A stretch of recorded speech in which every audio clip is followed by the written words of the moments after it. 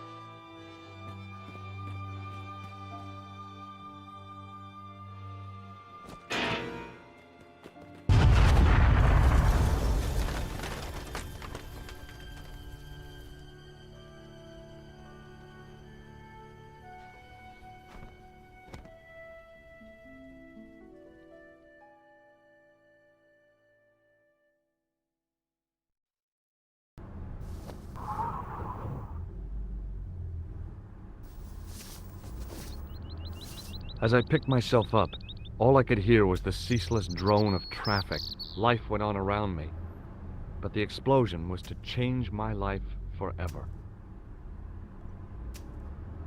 The table had been overturned by the explosion.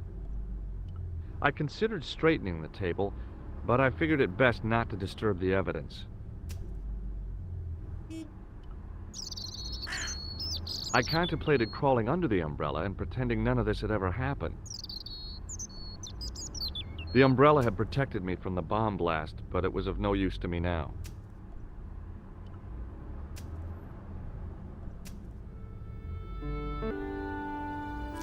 The leading article referred to the visit of a Nobel Prize winner from some unpronounceable Eastern European state. That was the only news story. The rest was rumor, gossip, and sensationalism. Then I noticed the writing at the foot of the page. It read Salah ad-Din, 1345. The table had been overturned by the explosion.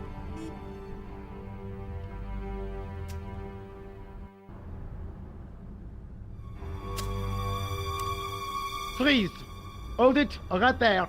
Oh, don't shoot. I'm innocent. I'm an American. Can't make up your mind, eh? I demand to see the American consul. Drop your weapons and get down on the ground. Put that thing away, Sergeant Mou. I apologize, monsieur, but I cannot permit you to leave. Am I under arrest? Ah, no, I would simply like to ask you some questions. En avant, to the café, marche.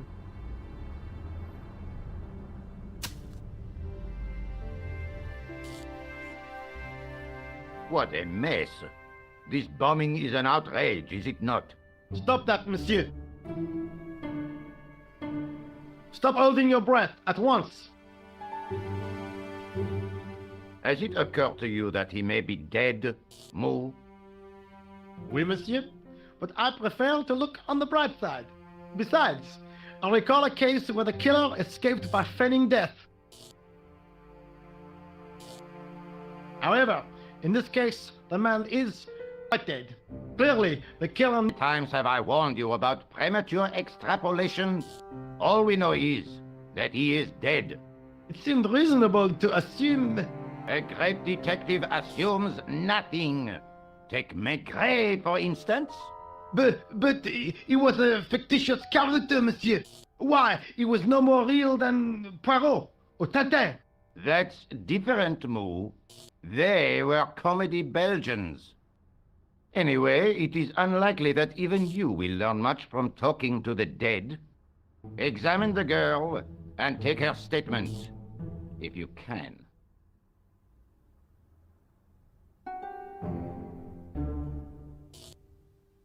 Et maintenant, to business.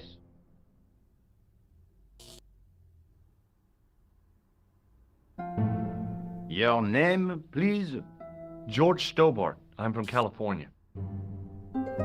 And what brings you to Paris, Monsieur Stobart?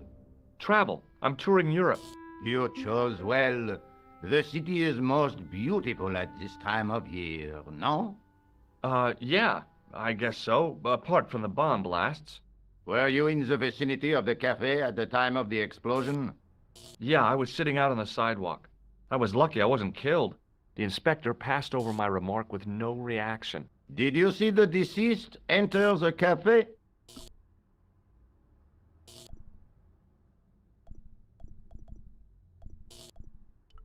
Yes, I did. Was he alone? And did he say anything to you? No, he was more interested in the waitress. Did you see anyone else in the cafe? Yeah, there was a guy dressed as a clown. He was carrying an accordion. An accordion? Bon, the picture is forming in my mind, and it is not a pretty one. Is the girl all right, Moo? She'll live. She confirms the American statement. A clown with an accordion, no doubt an elaborate and Well, eh bien, I have heard enough. What do you mean? I am satisfied that you know nothing. You may leave. I hope this little incident does not spoil the rest of your vacation. What about my personal safety? Can't you at least give me some advice? What can I say? Stay alert and look out for suspicious characters. And don't cross the road until the little man shows green. Great advice. I honestly believe you are in no danger, monsieur. Should you remember, please contact me. My card.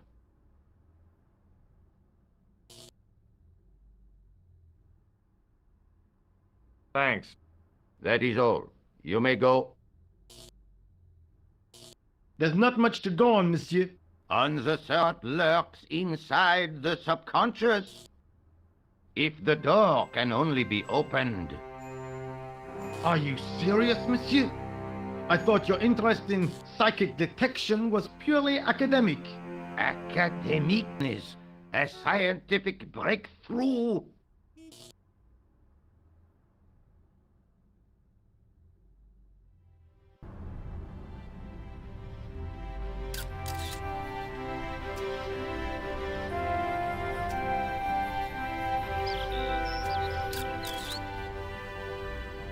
The sergeant was a scrawny man in his 50s who resembled a constipated chicken.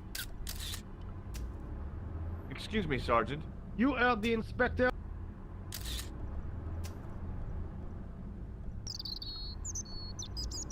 See you later, Sergeant.